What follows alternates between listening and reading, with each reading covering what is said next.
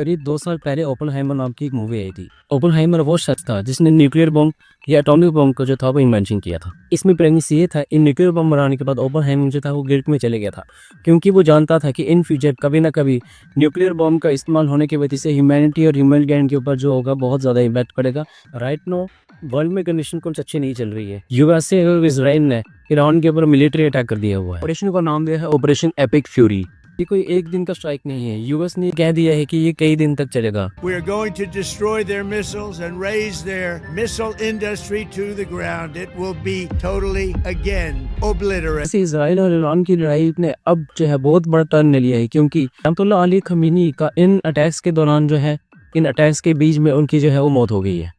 Reports के according इन attacks के दौरान उनकी बेटी, उनकी पोती और उनके दामाद की भी डेथ हुई। इस ईरानी स्टेट टीम ने खुद कंफर्म की है। आयतुल्लाह उज़्मा सैयद अली हुसैनी खामेनेई در راه سربلندی حرم جمهوری اسلامی ایران شهد شهید گواهی ईरान में अब 40 दिन की नेशनल मॉर्निंग और 7 दिन की जो छुट्टी है उसका ऐलान किया गया है।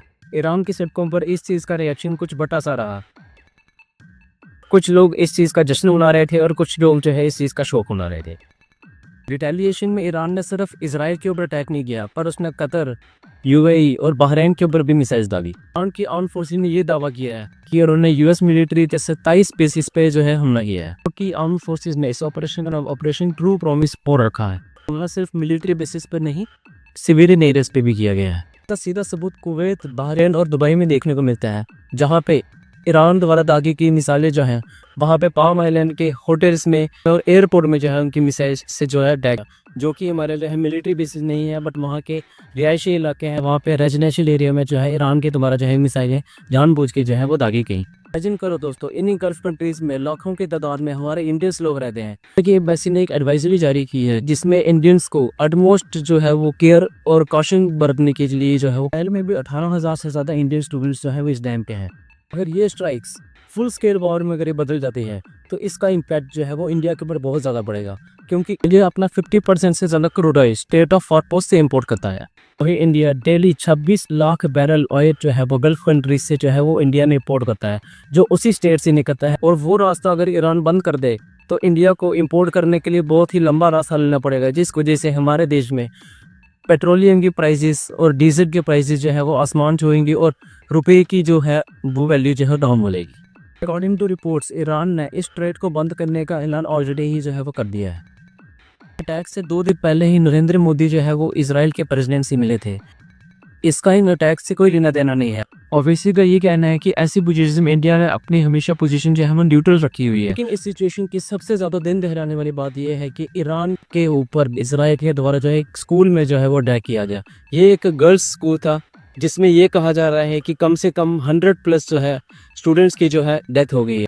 करंट सिचुएशन की शुरुआत दिसंबर 2025 में हुई थी। उस टाइम पे ईरान की करेंसी 40% नीचे गिर गई थी और खानों के दाम जो थे वो 70% to 75% जो थे वो ऊपर चले गए। तो उस टाइम की गवर्नमेंट ने जो था उनके ऊपर अटैक करवाया था और कहा जाता है कि उस टाइम पे करीब 30,000 ईरानियंस जो है ईरान की गवर्नमेंट ने दाग दिया। अपनी प्रोटेस्ट के दौरान ट्रंप ने एक ट्वीट में कहा था कि Iran help is on its way. फरवरी की शुरुआत में ऐसा लगा था कि शायद सिचुएशन जो है इजराइल और ईरान और यूएसए के बीच में जो है वो ठंडी बढ़ जाएगी। इन स्ट्राइक से एक दिन पहले ही ओमान के फाइनेंस मिनिस्टर ने न्यूज़ चैनल पे जाकर कहा था कि यूएसए और ईरान के बीच में जो है वो पीस डील जो है वो ऑलमोस्ट फाइनल हो चुकी है।